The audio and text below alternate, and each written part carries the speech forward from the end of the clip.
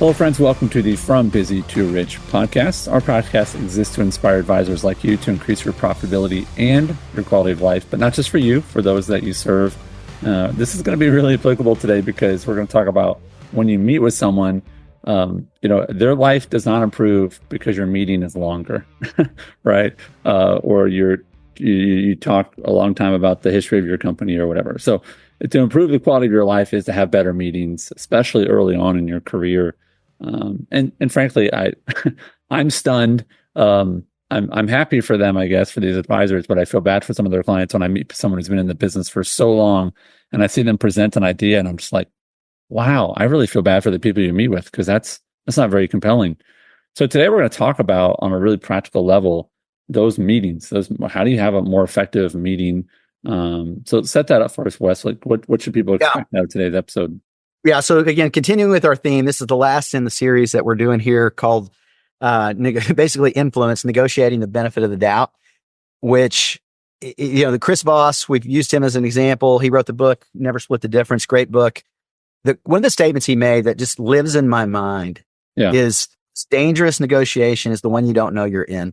And from an advisor standpoint, they don't know that they're negotiating for the benefit of the doubt.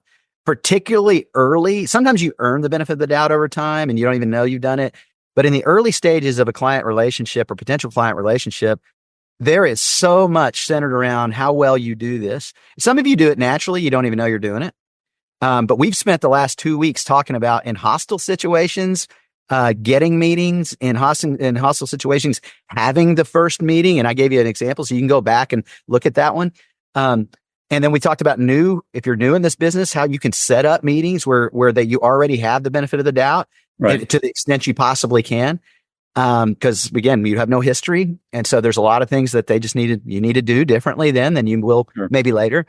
But today, here's what I want to do. I'm going to assume that you've done a remotely good job. You've answered the question, what do you do? Well, you've got a client, maybe hopefully that's asked to meet with you. Those are the best ones. Those are my favorite. And our whole process is really designed to get you there long term.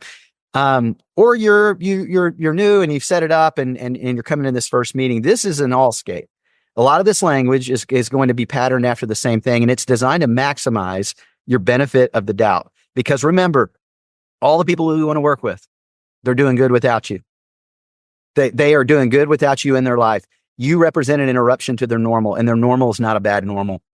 So you need to be so attractive. You need to smell so good, if you will. They're going, I think I'd like that. I think I'd like to go in a deeper conversation with Wes or with her or with him. So here's what it is, Andy. I'm gonna give it to you, and then we're gonna break it down in the structure.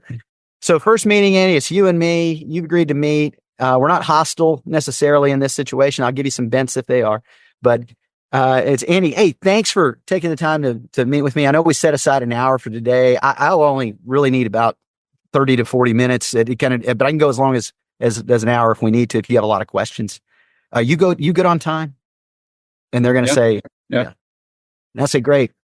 So usually in a meeting like this, what I do, I give you a high level understanding of the type of people we help and how we deliver that help. And then I just thought I'd learn a little bit more about the stuff you care about, see if there's any areas of common interest and go from there. How's that sound? And they're going to be great. Perfect. So then I'm saying, so we work primarily with people that own businesses or highly compensated corporate executives. And Andy, when we meet them, most of them, I'd say at least 60%, so maybe a little more, they've already done a lot of good planning, have a lot of good advisors that are a part of their team. The other 40 or so percent, they've been really successful too. They just haven't done much at all in the areas they historically think of that might be associated with us. The one thing all of them have in common is all of them have far more things they're trying to get accomplished than they have time to get to everything. And in their effort to get to as much as they possibly can, there's just always stuff that's left undone. And sometimes it's stuff they're aware of, been on their list for a while. Quite often, and this is what's a lot of fun for us, it's stuff they're not aware of, that if they were made aware, they'd absolutely want to pursue it because it would increase their profitability and their quality of life. And so that's where we come in. Our job, and really what I was hoping to be in with you today, is just to ask you a lot of questions about where you are from a financial standpoint and about the kind of things you care about and the future you're moving towards. Once I know that, we can have some great dialogue around the areas of planning that may be most useful to what you're trying to do. How long should that take? What you just did? what was that? 3 minutes? 2 minutes? Probably 2. Yeah. 2 Yeah. minutes. And who right now listening to this that you were like, oh God, he said so many words. Well, hey, beauty is you have it recorded, right? Go back and listen to it. Who could not master a 2-minute conversation, a 2-minute story that you're telling? I would argue no one that's listening to this could not master that. And let me tell you, it's just a different, more comfortable, more conversational setup. Yeah. And there are nuanced reasons why that occurs. Because what you're really tapping into is you're negotiating for the benefit of the doubt. Because again, they're to the meeting. I inspired them to give me the benefit of the doubt to go, I'd like to learn a little more. Because again, you could still get in this meeting. And if you haven't set this up well, it's just harder. They're not going to hear it the same way because you don't have the benefit of the doubt. Well, the problem is they're going to be using whatever, rule they brought in. Yeah. Not the rule as in go 65 miles an hour. Like they're going to use whatever measuring tool internally they brought with them. So you want to create a new measuring tool. Hey, this is the expectation. This is how we're going to measure. I love to start meetings with this. Even when I know the answer, when I'm meeting with someone with our team, is what does winning look like for this meeting today? What's the finish line? What's our ideal outcome? And if we all are in agreement to that, okay. The other cool thing is once you reach that finish line, you go, okay, we're done. Right. Yeah. Keep going. Right. Oh, it took 10 minutes. Okay, great. Bye. But let's be on the same page about it. And so what you're just saying is, hey, here's my expectation. Are you in agreement with that expectation? If they go, yeah, okay. Because what people really should say, some advisors, hey, here's what's going to happen today. I'm going to tell you a little about my company and how old it is. And then I'm going to say some stuff that I've memorized, really for the most part. And it's going to sound pretty insincere because I've memorized it. And then I'm going to ask you a lot of questions about your finances. And you're not going to be excited about it. That you've not told most people ever in your life. Right. Yeah, I was going to say that one. And then you're going to be sort of offended because you're like, I hardly know you.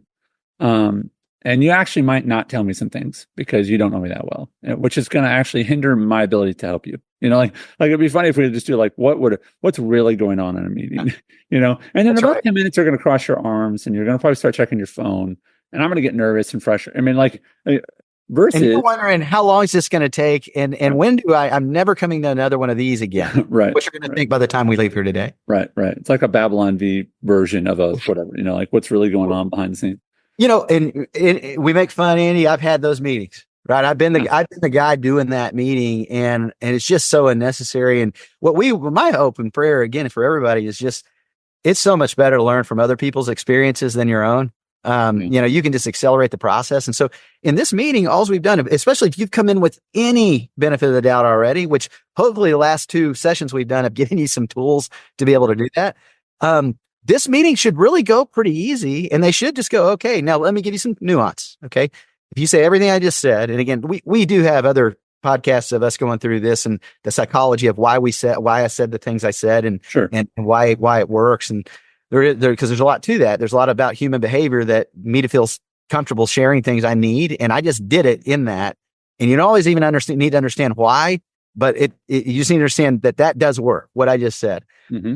You will occasionally recognize at this point you don't have enough benefit of the doubt because it might show up like this. They might go, well, yeah, I don't know if I'm, totally comfortable sharing a whole bunch of stuff, Wes, with you today. And now, again, that doesn't happen to me anymore because I come in with high benefit of the doubt because I built a practice that people ask me to have meetings. Now, again, I can do those meetings where they aren't there and I'm good at it. And I gave you a whole story of probably the worst possible case scenario where I had no benefit of the doubt, probably negative benefit of the doubt coming into it. So go listen to that. But in this one, most of the time, let's just say it's kind of neutral. And they're like, and they don't know.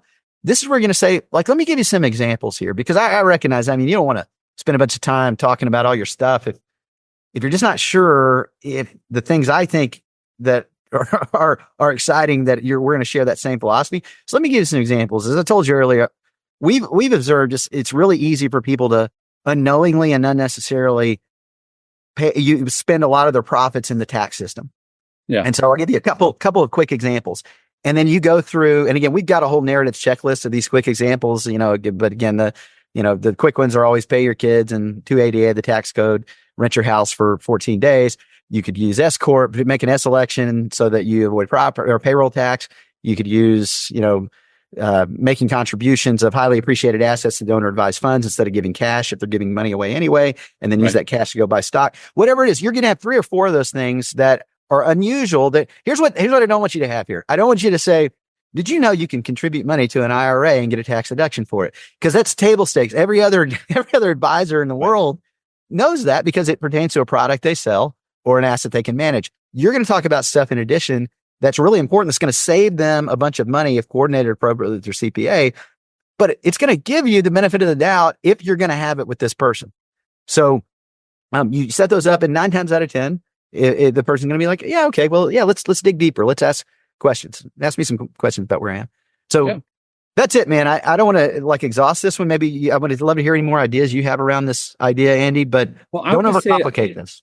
Yeah, I'm going to piggyback on what you just said. Don't overcomplicate this. Simplicity is difficult. Really, boiling things way down. It's. I think Mark Twain is given credit for this. They're not quite sure if he's the one who said it, but I would have written a shorter letter, but I didn't have enough time. Meaning, it takes a lot. I mean, you see this, the edits to really boil it down and make it concise. It's hard. Yeah. But if we're really expert communicators, this is why the TED Talks are very interesting. They're usually 20 minutes long. They're not an hour, right? The Gettysburg Address is most famous for the fact, beyond its substance, that the person that spoke before Lincoln was this famous orator, or one of the most famous, and he was sort of the Tom Cruise of orators, meaning like the most famous actor of the day, right? But he was the most famous speaker of the day, and he spoke for I think a few hours. And by the time Lincoln went next, and they're kind of like, that's it, right? But which one do we remember? That's right, right? And so my encouragement to all of you is, I have never regretted in my professional career taking the time to study the craft of what I do. Right. I've never regretted just saying, I'm going to just practice and get better at this. But you will always regret not being prepared. And so take the time to listen back to this episode, to whatever you need to do to pull the text from it. But get really good about saying what you do. Get really good about explaining in a meeting these ideas. And it sounds like, gosh, it sounds so simple. Yeah, because simple is hard. And the simpler you can make it, the more people are going to say yes, because a confused mind says no. When you're confused, you do not default to yes, right? You default to no. Yeah. Compliance. So get really good at making it simple. Simple isn't stupid. Simple is smart. So make it simple. And Wes, I really appreciate the practicality of what you shared today, and just encourage folks to go back and listen and make it simple, make it concise. That's a gift to those who you're sharing with.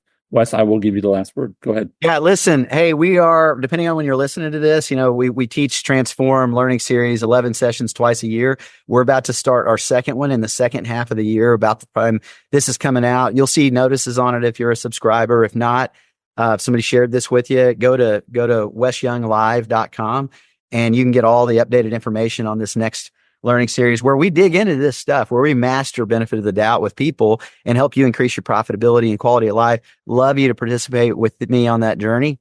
So go check it out. Look forward to seeing you there. Thanks for your time, Wes. And folks, thanks for listening. Go do this stuff. What you're doing really matters in people's lives. And we can all do better.